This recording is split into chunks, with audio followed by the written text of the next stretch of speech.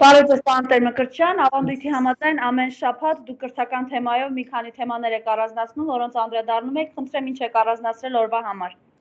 Այո, շնորհակալություն, շնորհակալ եմ ուրեմն հնարավորության համար։ Մինչև անցնեմ այն թեմային կամ թեմաներին, որոնց մասին կուզեի խոսել, հարգելի հետևորդներ եւ հարգելի հայելի ակումբ, այսօր պատմության մեջ մեզ համար հրաշալի օր է։ Այսօրը Բերլինում Սողոմոն Թելերյանը սատկացրեց ուրեմն թուրք փաշային, այն փաշային, ով ցեղասպանության ուրեմն պատասխանատուներից մեկն է։ Փառք ու պատիվ մեր բոլոր ուրեմն հերոսներին, փառք ու պատիվ բոլոր այն տղաներին, ովքեր ոչ միայն սատկացրել են, թեկուզ նաև ուրեմն վիրավորել են կամ ինչ-որ պատճառ են, վնաս են տվել թշնամուն, բայց հատկապես փառք ու պատիվ մեր այն հերոսներին, ովքեր որ իսկապես սատկացրել են թշնամուն։ Ինչպես երեք նշեցի, մենք Թումանյանի ասածը, մենք ներսից ենք նեխած եւ ներսից պետք է սկսենք, այո, եւ մեր փրկությունը հենց այդ վրիժառությունն է, որտեղից էլ որ սկսելու ենք մենք։ Մենք պետք է մի կողմ դնենք այսպես կոչված ինչ որ աշխարհը ընդունի կամ չընդունի, մի կողմ թողենք ինչ որ ընդունված սուտ մարդասիրական կանոններ եւ մեր փրկության հենց առաջին գրավականը պետք է լինի վրեժախնդրությունը, իսկ այն պետք է լինի ներսի թշնամուն մաքրելուց։ Այդ պատմական նման հրաշալի ուրեմն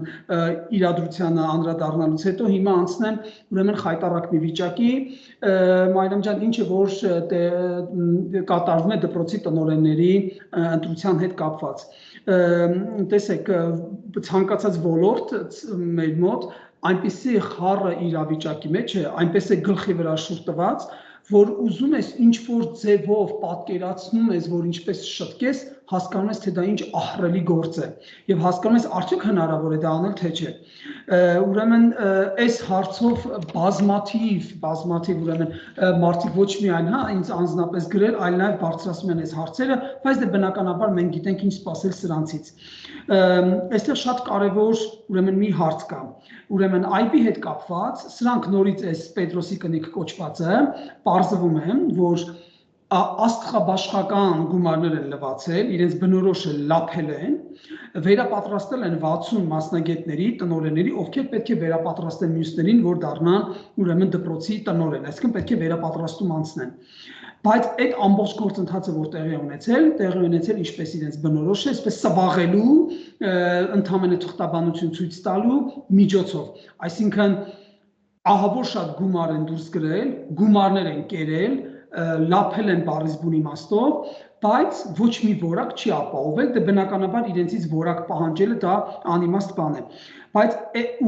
այն աստիճան է արդեն հասկանում եք հասել այս վիճակը, որ հանրապետությունում բազմաթիվ դպրոցներ ունեն ԺՊ-ներ, այսինքն ոչ թե ունեն տնօրեն, ով պետք է 5-6, չգիտեմ, 10 տարի ըստ օրենսդրության օրենքով աշխատի,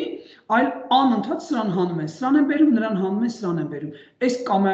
կամայականությունների պատճառով, հատկապես առ այն, որ մենք գիտենք, թե դպրոցներում ինչ խնդիրներ կան, դպրոցներում քննություններ են լինում,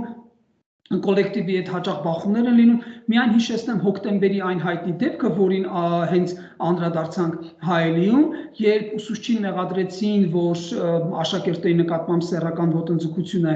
արել եւ դպրոցի տնօրենին անմիջապես հեռացրեցին։ Ես այն ժամանակ էի ասում, կտեսնեք, որ էլ դրա մասին չեն խոսելու, որովհետեւ գոյություն է անմեղության կանխավարկած, եթե դուք վնասում եք մի մարդու հեղինակության, եթե արել է 1000 ամոթ իրեն պատժեք ամենադաժան օրենքներով, բայց այսօր դրա մասին ոչ մեկ չի խոսում եւ մենք ոչ էլ գիտենք թե ինչ գործընթաց է տեղի ունեցել, բայց իրենց ընդհանրապես պետք էր որպեսզի հանեին իրենց մարդուն բերեն, իսկ մենք դա տեսանք, որ արդեն ուրեմն այդ տհաճի տեղակալը ասում էր, որ չեն պատասխանելու այդ հարցին, մենք այդպես ենք որոշել։ Սա այն խայտառակ վիճակն է, որը որ կատարվում է, որովհետեւ պետք է նշանակեն մարդկանց, ովքեր որ համաձայն են իրենց այդ թուրքական ծրագիր իրականացնելու Հայաստանում։ Հիմա գնամ ընդհանրապես տնօրենների ընտրման նշանակման այս գործընթացին։ Նախ առաջին սխալներից մեկն այն է, որ պետք է, եթե չեմ սխալվում, 8 տարվա մանկավարժական փորձ ունենան։ Սա շատ քիչ է, որովհետեւ ուսուցիչը կամ մասնագետը, ով որ ուզում է տնօրեն աշխատել, մենք գիտենք նաև դպրոցներ կան, որտեղ հասնում են 500-ից ավելի, շատ աշակերտներ, կոլեկտիվը մոտ 100 մարդ է լինում, ինքը առնվազն պետք է մի 3 սերունդ կրթած լինի, 12-13 տարի աշխատած լինի, դա ամենաքիչը։ Պետք է բավականին փորձված լինի, ներառված լինի որևէ կարգի սոցիալական կամ այլ ծրագրերի հարցերի լուծման, որովհետև տնօրենի գործը նաև լինելու է ոչ միայն ինչ որ կրթական գործի հետևելը եւ այնտեղ թղթաբանություն անելը, այլ նաեւ եթե առաջացել են սոցիալ հոգեբանական խնդիրներ, եթե առաջացել են այլ կարգի միջանձնային խնդիրներ դպրոցում, տնօրենը պարտավոր է այդ հարցերը լուծելու, ոչ թե ինչ որ չկարողանա դա անել, վիճակի չլինի չհասկանալու եւ հասնի նրան, որ դրա մասին խոսեն լրագրողները, կան քաղաքապետարանից, ես չգիտեմ, հարցը բարձրացնեն ծնողները եւ այսպես շարունակ։ Սա առաջին մեծ սխալներից։ Երկրորդ սխալներից այն է, որ տնօրեններից պահանջվում է կամ ովքեր ուզում են աշխատել, ուրեմն գրել ծրագիր, այսինքն դպրոցի զարգացման ծրագիր։ Ես անկեղծ ասած չկարողացա գտնել եւ չեմ հասկանում սրա հիմնավորումը եւ չգիտեմ որտեղից են վերցել, ենթադրում եմ, որ սա նույնպես արևմուտքից, հատկապես Ամերիկայից վերցրած ծրագիր է։ Ինչ է նշանակում դպրոցի զարգացման ծրագիր։ Եթե դպրոցը պետական դպրոց է, եթե այդ դպրոցը որպես պետական դպրոց ինքը արդեն հրահանգներ է ստանում, ստացել է չափորոշիչներ եւ կա առարկական ծրագիր, կա մեթոդիկա, կա ամբողջ ուսումնական պլանը գրված, դպրոցի տնօրենի պարտականությունը պետք է լինի, ով որ ընտրվելու է, ինքը հետևի, որպեսզի այդ ծրագրերն իրականանան։ Ոչ թե ինքը զբաղվի, նստի գրի, չգիտեմ, զարգացման ծրագիր, ընդ որում զարգացման ծրագիր գրելու համար ես նայեցի մի քանի մարզերի, որտեղ որ նաև իրենց ուրեմն կայքերում էր դրված մարզպետարանի, ամեն մեկը գրել է մի ձևով, այդպես չի լինում։ Եթե սա պետական դպրոց է, կան չափորոշիչներ, որը որ արդեն հաստատված է նախարարության կողմից, ուրեմն պետք է նաև լինի չափորոշիչ, ինչպես պետք է գրվի ծրագիրը, եւ չի կարող լինել, որ մի դպրոցի ուսուցիչ ներկայացնում է մի զարգացման ծրագիր, որը 90 էջ է, մյուսը ներկայացնում է, որ 110 էջ է, այն մյուսը, չգիտեմ, 80 էջ է։ Պետք է լինի հստակ ստրուկտուրա, եւ ամենակարևորը, պետք է այստեղ է լինի չափորոշիչ, թե ինչպես պետք է գրվեն։ Դու չես կարող ըստ քո հայացողությամբ գրել այն, ինչ դու ուզում ես, բնականաբար, նու որպես հմուտ մանկավարժ պետք է քո փորձը կամ անձնական մոտեցումը ներդնես, բայց եթե կա ստրուկտուրա արդեն հաստատված նախարարության կողմից, ուսումնական ծրագրեր, գրքեր, ամբողջ տարվա ինչպես է լինելու ուսումնական գործընթացը, դու ուղղակի այսպես չես կարող հորինել։ Հիմա մի մեծ այստեղ բան կա, խայտառակություն, list.am-ում ուրեմն այնտեղ հայտարարություններ կան, որտեղ որ վաճառվում են կամ գումարով գրում են ուրեմն դպրոցի զարգացման ծրագրեր։ Հիմա ինչ է, այդ բառադիները, որ վեր են ընկած կրթության նախարարությունում, միայն գալիս են այնտեղ, որ իրենց ցույց տան, նստեն, չգիտեմ, Facebook-ներում իրար լայքեն, սուրճ խմեն, հետո գնան ընդմիջման հետ կան, դրանով են զբաղված։ Այս ամբողջ աստղաբաշխական գումարները յուրացնելով դրանով են զբաղված, իհարկե դրանով են զբաղված, որովհետև չկա մեկը մոնիթորինգ անցկացնի եւ հարցնի կամ զանգի եւ քրեական գործ հարուցեն։ Ինչ է նշանակում, գրում ենք զարգացման ծրագիր եւ դա դրված է list.am կայքում, որովհետեւ մենք շատ լավ գիտենք, որ ընդունված այսպես կանոն կա, հա, copy paste անել կամ պլագիաժը, որ դա անընդունելի է, որովհետև եթե ուսանողները օրինակի համար բուհում գրում են դիսերտացիա կամ նման բաներ, այնտեղ հատուկ կա չափորոշիչ, եթե կրկնվում է որևէ տեղից այսքան բառ, այսքան նախադասություն եւ այլն, դա համարվում է, որ դա պլագիաժ է եւ անընդունելի է։ Ինչպես է լինում այս դեպքում, մի ամբողջ նախարարություն, այն էլ 3 նախարարություն, որից հիմարները կպցրեցին իրար, սա արել են դիտավորյալ, իրենցից մեկը չկա,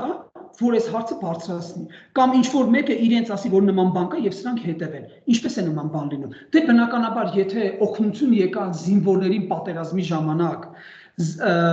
բաճկոներ էին ուղարկել արտերկրից, դեղեր էին ուղարկել, հազար ու մի բան, եթե դրանց list.am-ում վաճառում էին եւ իրենց աչքերը փակել են, այս դեպքում էլ կփակեն իրենց աչքերը։ Հիմա իրենք այդ զարգացման ծրագիրը գրում տալիս են ինչ-որ մեկին, այս մեկը ուղարկում է։ Այստեղ գալիս է երկրորդ հարցը, ովքեր են այս ստուգողները,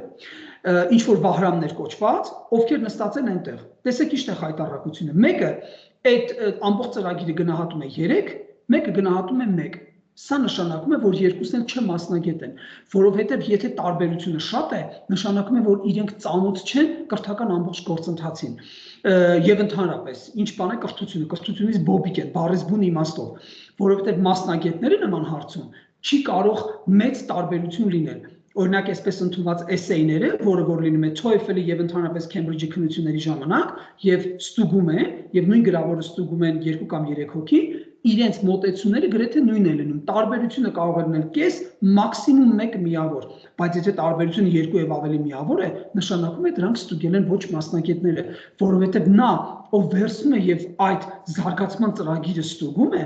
այդ մարդը պետք է լինի հմուտ մանկավարժ, նա պետք է լինի կրթագետ, պետք է ծանոթ լինի ամբողջ մանկավարժական բլոկի առարկաներին եւ հատկապես սոցիալական մանկավարժությանը, որովհետեւ մենք գիտենք, թե այսօր որքան խնդիրներ կան, ինչպես նաեւ մանկավարժության հոգեբանությանը, որտեղ կենտրոնանում են ինչպես ձեռք բերել գիտելիք, ինչ է մոտիվացիան եւ նման թեմաներ։ Առավել քան երբևէ համոզված են, որ իրենք նման բաներ ոչ լսել են, ոչ էլ գիտեն, եւ ոչ էլ հասկանում են ինչ է մոտիվացիան, ինչ է արտաքին ներքին մոտիվացիան, ինչպես է դա գործում, ինչպես են ձեռք բերում գիտելիքները, ինչ սոցիալ հոգեբանական խնդիրներ կան, ինչպես պետք է լուծել այդ սոցիալ հոգեբանական խնդիրները եւ այլն։ Եվ նստած են այնտեղ եւ զբաղված են կամայականությամբ։ Վերցնում են մեկ ինչ ստուգում են, նա համաձայն չի, սա համաձայնը հետ են ուղարկում։ Ով որ իրենց ծանոթն է, ընդունում են, սրան համաձայն են, այսինքն ամբողջը կամայականություն է։ Եվ այս մարդիկ այդտեղ զբաղված են, ուրեմն ոչ միայն լափելով, այլ նաև կրթության հերն անիծելով, որովհետև եթե մենք դպրոցում չունենք այնպիսի տնօրեն, որ իսկապես պետք է կատարի իր ֆունկցիան, տնօրենի ֆունկցիան, այսինքն հետևի, որ կրթական գործընթացը գնա իր ուղիով, ուրեմն մենք չենք կարող ակնկալել որևէ լավ արդյունք։ Դրա համար եմ ասում, որ պետք է լինի հմուտ մանկավարժ տնօրենը եւ ինքը պետք է ծանոթ լինի եւ արդեն խնդիրներ լուծած լինի, որպեսզի կարողանա առաջ տանել, ոչ թե գրի զարգացման ծրագիր։ Մյուս մեծ խնդիր կա, որ եթե չեմ սխալվում, հանձնաժողով կա մի քանի ուսուցիչներ եւ մի քանի ծնողներ, ովքեր ընտրում են տնօրենին եւ հետո մարզպետանից նշանակում են, ուրեմն սա նույնպես կոռուպցիա է եւ մեծ այսպես կամայականությունների տեղիք է տալիս։ Ինչու՞։ Որովհետեւ այդ մարդկանց գտնելը, ես ինքս շատ լավ գիտեմ, այդ մի քանի մանկավարժի վրա ազդելը կամ ծնողի դա շատ հեշտ է։ Եթե 6 հոգի պետք է ընտրեն, իրենք շատ հեշտ կարող են այդ 4 հոգուն, այսպես ասած, իրենցով անել։ Եվ դպրոցի տնօրենը պետք է ընտրեն ամբողջ կոլեկտիվը, եթե որպեսզի ավելի օբյեկտիվ լինի, բարձր դասարանի աշակերտները, ինչպես նաև ծնողների մի մասը։ Այս դեպքում արդեն ազդել եւ բերել իրենց ուզած մարդուն չեն կարող։ Դրա համար էլ տեսեք ինչ են անում։ Չկա մի շաբաթ, որտեղ մի դպրոցի տնօրենի հետ կոնֆլիկտ չլինի, անցած անգամ ուրեմն գնացել էին Մայր Հայաստան խմբակցության ավականու անդամները դպրոց, սա խոսում է նրա մասին, որ այստեղ կներեք արտահայտությանը տիրում է բառեզբուն իմաստով բարդակ։ Ինչպես բոլոր ոլորտներում, եթե բանակում է տիրում, կառավարությունում, իսկ ինչու ոչ դպրոցներում եւ տնօրենների ընտրելուն։ Շատ ընդունելի եւ շատ ճիշտ է, որ դպրոցի տնօրեն ընտրվի այն մարդը, ով աշխատել է այդտեղ, գիտի կոլեկտիվին, ներքին մթնոլորտը եւ տարածաշրջանը, կամ գուցե կամ տարածաշրջանից է, որովհետեւ այստեղ նաեւ տնօրենը պետք է ծանոթ լինի մթնոլորտին, ընդհանուր տարածքի, այսպես ասած, իրենց տրադիցիաներին ընդունված, սոցիալական վիճակին։ Հիմա տեսեք, եթե ես նշանակվել եմ ընդունենք Շիրակում ինչ-որ գյուղում տնօրեն, ես շատ լավ չգիտեմ մարզը եւ չգիտեմ, որ Շիրակը ցավոք սրտի համարվում է Հայաստանի ամենաաղքատ մարզը։ Եվ աշակերտներից պահանջեն, որ այսքան գիրք գնեք, վաղը այս մի գիրքը գնեք, այս մեկը գնեք, վայ փոխվել է, մյուսը գնեք, այն դեպքում, երբ որ աղքատությունն արդեն 50 մոտավորապես հասնում է 50%-ի, սա սարսափելի թիվ է։ 46% է կարծեմ։ Դրա համար պետք է այս նման հարցերով լուրջ զբաղվել, ոչ թե ով որտեղից դուրս է գալիս, անի նման կարգի խայտառակություն։ Ես անկեղծ եմ ասում, նորից եմ ասում, չեմ կարողանում նաև հասկանալ մեր մանկավարժների այս մի տեսակ լռությունը։ Կան մարդիկ, ովքեր խիզախ են եւ բարձրացնում են նման հարցեր, կան մարդիկ, ովքեր հետաքրքրված են, կան մարդիկ, ովքեր ըմբոստանում են, բայց այնքան քիչ որակ է կազմում, այնքան քիչ քանա, որ չեն կարողանում ազդել այս ամբողջ գործընթացի մասին։ Անցած անգամ, երբ ես խոսեցի հայագիտությունից, տեսեք, արձագանք եղավ, ես ինձ լավ զգացի եւ խնդրեցի, որ ամեն անգամ ես անդրադառնամ որևէ հայ մանկավարժի, սա կթողնեմ մյուս անգամ պարտադիր անդրադառնալու այս թեմաներին, հա, կապված սրանց։ Հիմա 1-2 ուրեմն հարցի կուզեի Մարիամ ջան տեսնենք, որը որ նաեւ էլի կապված է կրթության հետ։ Տեսեք, մարտունեցիները ինձ եւ հատկապես ձեզ շատ շնորհակալություն են հայտնում, ինչու համար։ Այն սարսափելի վիճակը, որը որ տիրում է փողոցներում եւ աղբերը, որոնք որ ես նկարել եմ եւ դուք ցույց եք տվել, եւ նույնիսկ կան նյութեր, որը որ գերազանցել է 12-13,000 դիտումը, փաստորեն շատ լավ քաղաքապետարանում նստածները գիտեն դրա մասին։ Եվ սա է խոսում, երբ որ կիրթ մարդը ինքը պետք է իր վրա պատասխանատվություն վերցնի։ Չէ՞ որ դու ընտրվել ես համայնքի ղեկավար, կա, չգիտեմ, ղեկավարի տեղակալ, աշխատակազմի ղեկավար, 1000 մի հոգի այնտեղ նստած, էլի կոֆե ֆրտացնելով, դուք պետք է հետևեք, գոնե դուք քաղաքապետանի դիմացը, որտեղ սայլակով պետք է մարդը բարձրանա, կամ ասենք կին է եկել, մենք չգիտենք նա ինչ վիճակում է, գուցե վիրահատված է, երեխա եկել է, որպեսզի գնա սոցիալական ծառայության բաժին, եւ այնտեղ հաստ սառույց է պատված այդ հատվածի վրա, որտեղ որ պետք է նա բարձրանա։ Եվ սկսել են այս մի քանի օրը փողոցները մաքրել եւ մարդիկ նույնիսկ ինձ ասում են շատ շնորհակալություն, ասում դուք նաեւ շնորհակալություն հայտնեք Հայլի ակումբին, որովհետեւ այս նյութերը տարածում են իրենք եւ շատ լավ է որ դուք տեսնում եք։ Սա գալիս է նրանից, որ կրթություն ունեցող մարդիկ կլինեին պատասխանատու իրենց գործի համար եւ կլինեին նաեւ մարդիկ պահանջատեր, ոչ թե կսպասեին, որ դա ես անեի եւ ցավոք սրտի, երբ որ ես մանկապարտեզի աղբերը նկարել է եւ նորից ձեր էջում տեղադրել էիք, պատկերացնում եք նիկոլական ուսուցիչներից մեկը, այն էլ հայոց լեզվի եւ գրականության ուսուցիչ, ինչ էր արձագանքել ինձ անձնական նամակով։ Երիտասարդ դուք տարածաշրջանից չեք, ինչ իրավունք ունեք նման բան անելու։ Այսինքն, եթե ես այստեղի մշտական բնակիչ չեմ, ուրեմն ինչ չպիտի հետաքրքրի, հա։ Այդ դրա համար էլ Արցախը հանձնեցին եւ ձեր նմաններն ասացին դե մենք այնտեղ չենք, ինչ պիտի անենք։ Հիմա էլ մի երկու տականք ասում են այն օրը, դե ինչ անենք, մեղրից տալիս է տանենի հերոյ է, մեր հետ ինչ կապ ունի։ Այսա խոսում է դրա մասին, որ դիպլոմ ունեցող ամեն յեզ իրավունք չունի մտնելու դպրոց եւ պետք է իսկապես ճանապարհ անցնել,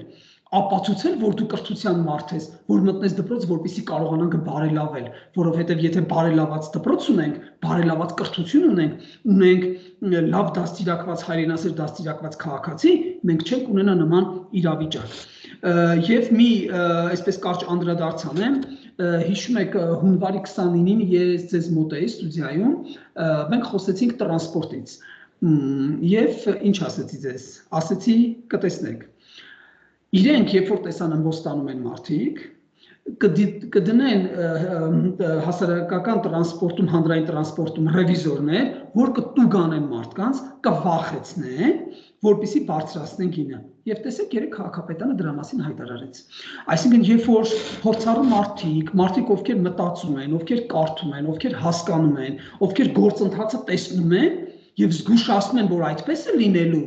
իրենց թվում է, թե մենք այստեղ իրենց էլ մի քանի այն որ Աննան վարձել է աստղագուշակների ինչ որ գուշակությամբ կամ սուրճի բաժակ նայելով ենք զբաղված։ Ոչ, շատ հստակ է, եթե ես տեսնում 2019 սրանք ինչ են հայտարարել 20-ին, ինչ են հայտարարել 21-ին, ես շատ լավ գիտեմ ինչ է լինելու 25 թվականի, ասենք թե այսին ժամանակը։ Տեսեք որ բարձրացրեցին, ռևիզորներ նշանակեցին տուգանելու համար, կդառնաք տուգանքի մատերիալ, որովհետև էլի միասնական չեք ձայն չեք հանում եւ այնքան անկիրթ եք, այնքան անգրագ եք, որ թանկացման վրա ուրախանում եք։ Սա եւս խոսում է նրա մասին, որ մեկ բառով դեգրադացված հասարակություն, ոչինչ, ընդհանրապես ֆիզիկական գոյը պահպանող, որը պետք է բավարարի որոշակի կարգի ստամոքսային կամ սեռական ուրեմն կարիքներ, բնաստ, այդքան բան, աշխարհը քաղաքացի, այնինչ ուզում եք։ Եվ հիմա նորից զգուշացնում եմ, եւ դուք կտեսնեք ինչ կլինի։ Պարզ ասում եմ, մի քանի ամիս հետո, երբ որ սա կուլ տվեցին եւ սրանք մնացին, երթուղիները, որոնք որ երկար են, այդ երթուղիները կրճատելի են։ Օրինակի համար 99 համարը, որ երկար ճանապարհ է գալիս, հետո Խանջանով իջնում է, մի խոսքով այսպես Կիլիկիայով եւ գնում է մինչեւ ուրեմն Բանգլադեշ,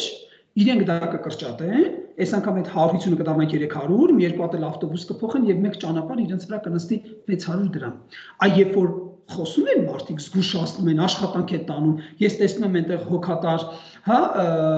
խմբակցություններից մարդիկ, ովքեր առավոտից երեկո նույնիսկ այդ ցրտին կանգ առնում կանգնած անձրևի տակ, քաղաքացիներին հորդորում են անվճար գնացեք, մի վճարեք, կամ եթե վճարում եք 100 դրամ, որպեսզի սրանք չգնան նորից իրենց ծրագրով, մարդկանց մեծ մասը նորից վճարում է։ Այսա խոսում է նրա մասին, որ մենք գտնվում ենք կրթության տեսակետից սարսափելի վիճակում, Մարիամ ջան, սարսափելի վիճակում։ Ես հուսամ, որ մենք իսկապես շուտով դուրս կգանք, ամեն դեպքում ինչ հույս է տալիս այս գործընթացները, երբ որ ես տեսնում եմ, չնայած ես գիտեմ, որ մենք վատ վիճակում ենք, բայց միշտ էլ արշալույս է լինում։ Մենք դուրս կգանք այս գործընթացից եւ առաջին մեծ կարևոր աշխատանքը դա պետք է արվի կրթության ոլորտի հետ։ Առաջին մեծ կարևոր աշխատանքը եւ այս կամայականությունները ինչպես ընդունել դպրոցի տնօրեն, ինչպես սրան բերել իր ընկերուհուն, մեկ իր սիրածինաբերում, մեկ իր հոր եղբոր տղայինաբերում, մեկ իր ընկերոջ կնոջնաբերում, մտնում են դպրոց վախեցնում են։ Նման բաներից պետք է ձերբազատվել, որովհետեւ եթե դպրոցը ազատ չի գործում, ինքը տվյալ հասարակությունը ինքը ապագա չունի։ Ես այսօր այսքանով սահմանափակվեմ, քանի որ նորից եմ ասում, արձագանքը եղել անցած անգամ կապված հատկապես հայ մանկավարժությունից, երբ որ ես մեջբերումներ արեցի, ես մյուսին կանդրադառնամ ինչ է ազգային դաստիարակությունը, ինչ խնդիրներ կան եւ կներկայացնեմ նաեւ հրաշալի հայ մանկավարժներից մեկին, ում մասին ցավոք սրտի քչերը գիտեն։ Լավ մնացեք։ Շնորհակալություն։